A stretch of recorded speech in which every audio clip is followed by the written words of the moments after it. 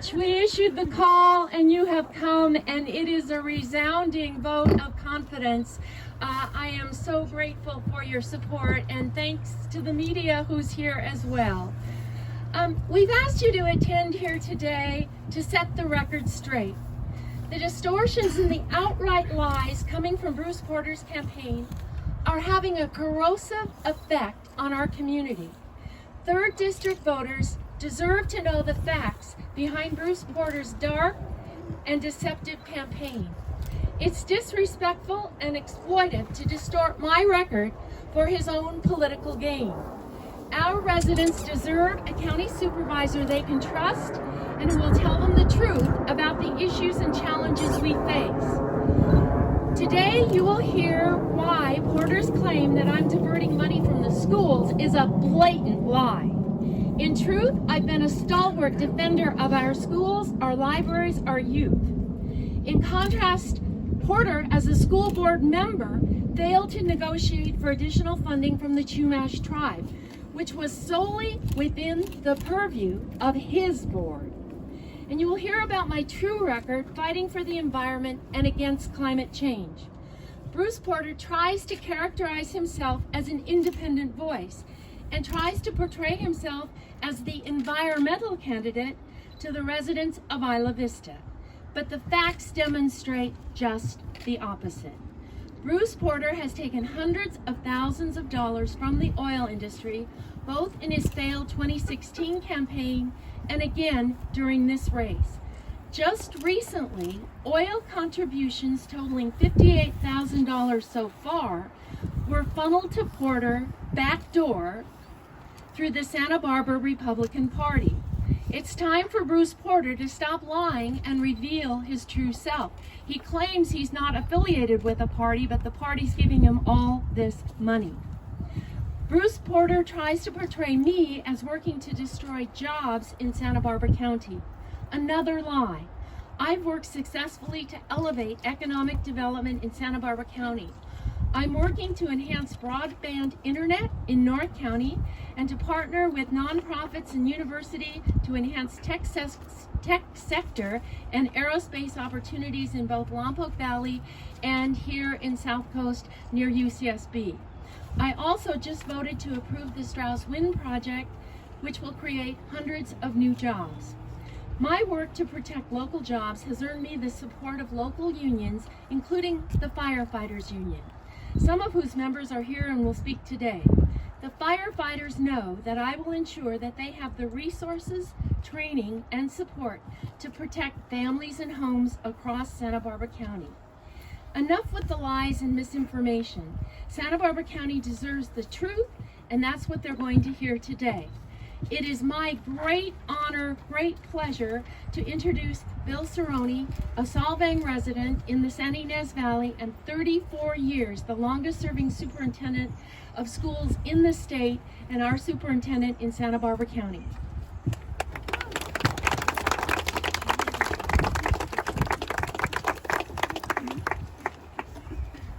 Well, thank you, Joan, and it's great to be here with everyone, and we're going to set some facts straight today.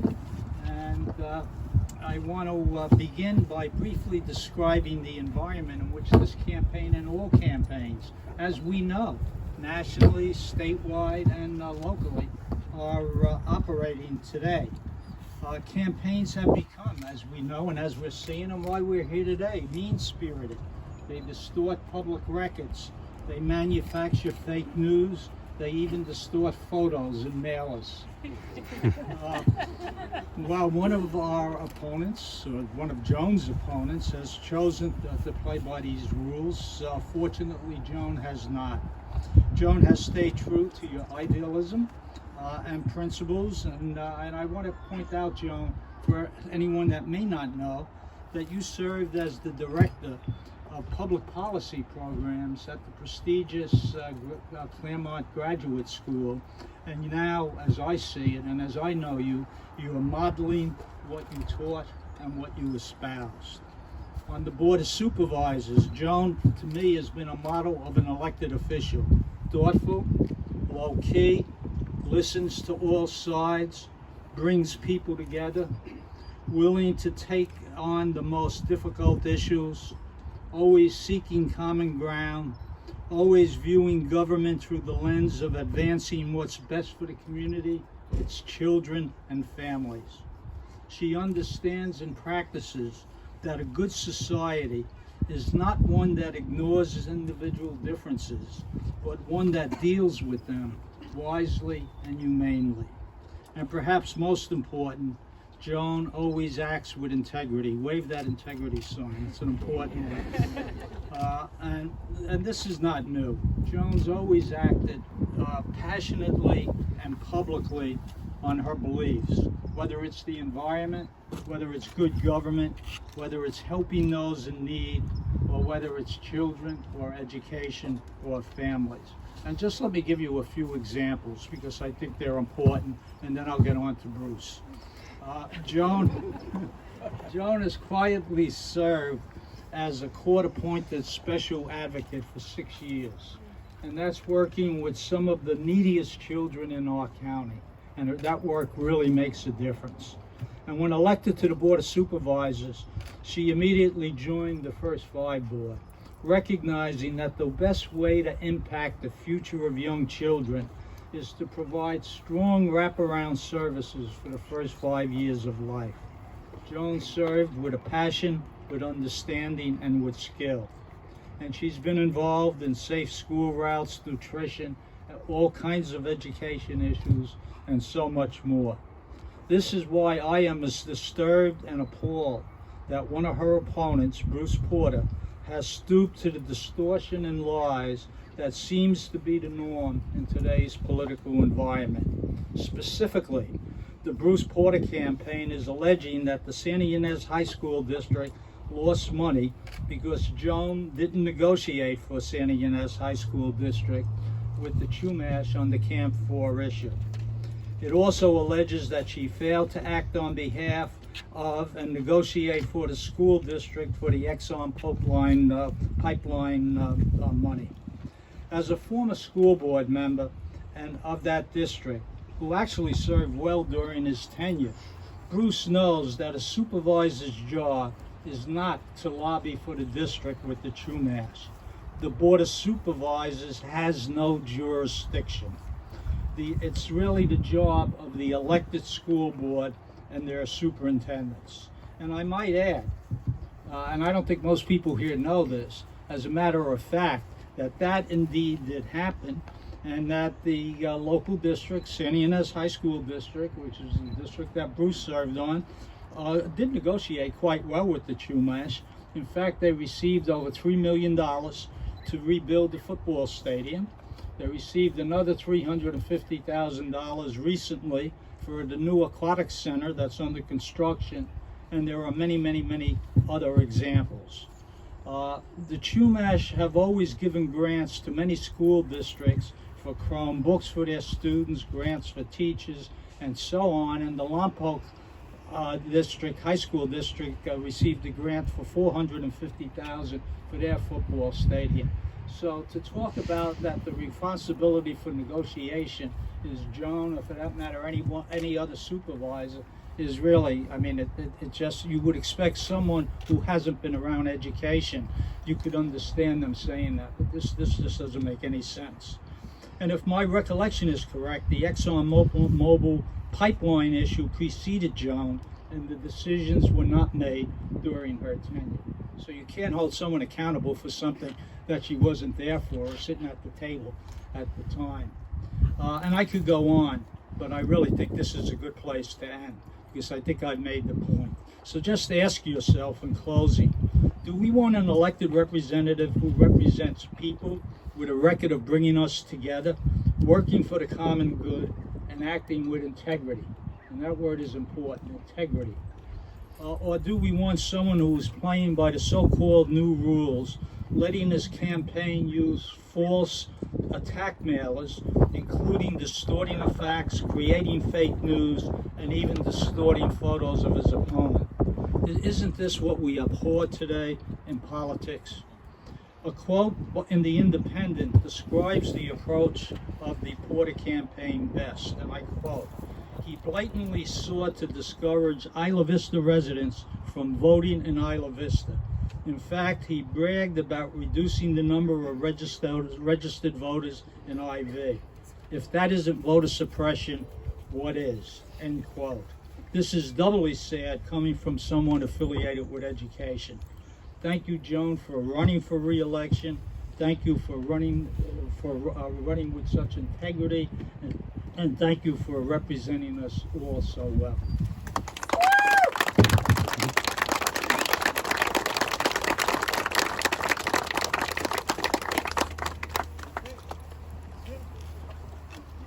I think that says it all.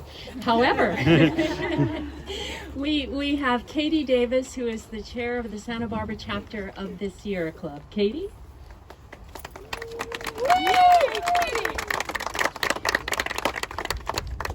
Thank you. Supervisor Joan Hartmann is one of the most effective environmental champions we've ever had in office. Under her leadership, there's been huge progress on renewable energy, and she really understands the challenges we face. And of concern here is climate change. We've had these terrible, unprecedented fires in Santa Barbara County. We have drought. We have escalating sea level rise. And we need to do our part. But the fossil fuel interests supporting Bruce Porter don't seem to care about any of that. And let's be clear, the oil industry is targeting this region. They have a bunch of projects they want to get approved. They are working with the Trump administration to open up our public lands and our waters, including the Santa Barbara Channel, to new oil drilling. They don't want oversight. They don't want climate action. They don't want fuel efficiency. And they don't want to pay for the pollution that they cause and the abandoned wells they leave behind. Decommissioning Platform Holly alone will cost state taxpayers $83 million. That's a platform right off the coast here. The oil industry wants to tilt the balance of power to their industry in both Santa Barbara and Ventura counties. In Santa Barbara, they're giving money to the Republican Party, which is in turn campaigning against Joan Hartmann for Bruce Porter, handing him $58,000 immediately after getting an infusion of oil money. Last time when he ran in 2016, most of the nearly $200,000 he took from oil interests came in at the very end of the campaign to pay his bills, making it hard to track, and deliberately so. But we don't need to know the extent of his oil financing to know that Porter is the oil-backed candidate, that he is misleading voters as to his stance on environmental issues, that he is welcoming oil development and severely minimizing the health and the spill risks, the environmental and economic harm we have personally experienced here after the spill by calling it farm-to-table petroleum. He calls it locally sourced, farm-to-table petroleum, as if it's some kind of artisanal olive oil we're talking about. In reality, the kind of tar sands oil development proposed here is among the most polluting kind in the world, with twice the emissions of conventional oil and a greater risk of spills. In fact, fields using cyclic steam have been shut down recently in Kern County after causing the largest onshore oil spill in decades in California. Joan Hartmann has been, in contrast, endorsed by the Sierra Club, by 350 Santa Barbara, a climate action group, and by the Center for Biological Diversity. She set strong goals for the county's climate action plan, passed the strategic energy plan, has started a community choice energy program, approved a major wind project that will double renewable energy, electrified the county fleet, and created hundreds of good-paying clean energy jobs in the process. She's got planning commission experience. She's got a PhD and a law degree. She's pioneered environmental studies. She worked for the Interior Department and the EPA back when they were science-based. She could not be more qualified, and we need that expertise now more than ever. We're facing a climate crisis and a major decision point for our county, whether we are going to be the solution or the problem. The stakes are incredibly high, and we cannot afford to let oil interests run our county now of all times. The stakes are so high, we really must re-elect Supervisor Joan Hartmann. Thank you.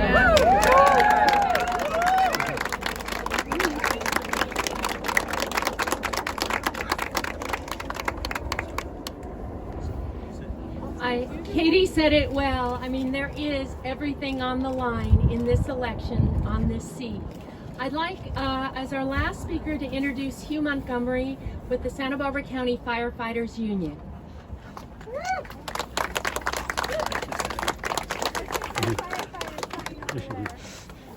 There you go. Thank you, Joan. Santa Barbara County Firefighters Local 2046 is proud to support Joan Hartmann because she continues to fight for resources that allow us to increase our ability to respond to emergencies and protect the people of Santa Barbara County. Joan has supported the goal of borderless dispatch and ensured the continuance of property tax shift that increase firefighting resources within the county. Thank you, Joan. Thank you.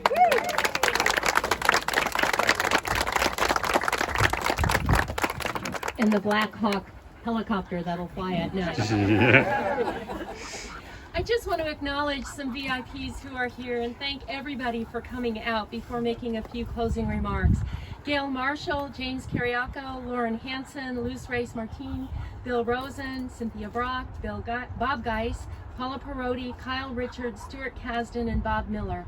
Thank you all. That speaks, you know what it takes to be a public official, and you're here, and that really says a lot to me, and I hope to others who are paying attention.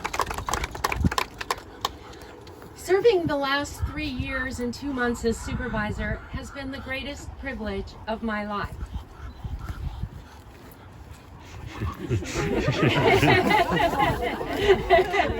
I've got 3 big dogs, I understand. I'm proud of my record, and I'm proud to serve with integrity, honesty, and care for the people of Santa Barbara County. I'm proud that we've run our campaign guided by the same principles, unlike the Porter campaign, which seems to be based primarily on lies and misrepresentations. What people tell me is they do not want the lies and the fake news that predominates at the national level to seep down to our county and local politics. Bruce Porter has sullied our public life, and I believe people are going to vote no on that. Character matters, truth matters, trust matters. The people gathered here today and the organizations that have endorsed me demonstrate that trust. The Sierra Club, as Katie mentioned, 350.org, the Center for Biological Diversity, and the Goodland Coalition all trust me to continue fighting for our environment and against climate change. The Firefighters Union and Deputy Sheriff's Association trust me to support public safety. Planned Parenthood Action Fund, the Women's Political Committee, and Democratic Women of Santa Barbara County trust me to protect reproductive rights and families' health. Cause Action Fund trusts me to fight for environmental and social justice. The Central Coast Building Trades, Central Coast Labor Council, and the Home Care Workers Union all trust me to protect workers' rights and a skilled workforce. The local leaders here today are evidence of the trust they place in my work and my integrity. And thank you so much, all of you, for being here. We are ready. We're in the last lap, and we're ready to take it home in March 3rd. So vote. Tell people to get out there and vote, to walk, make calls. We're last lap here.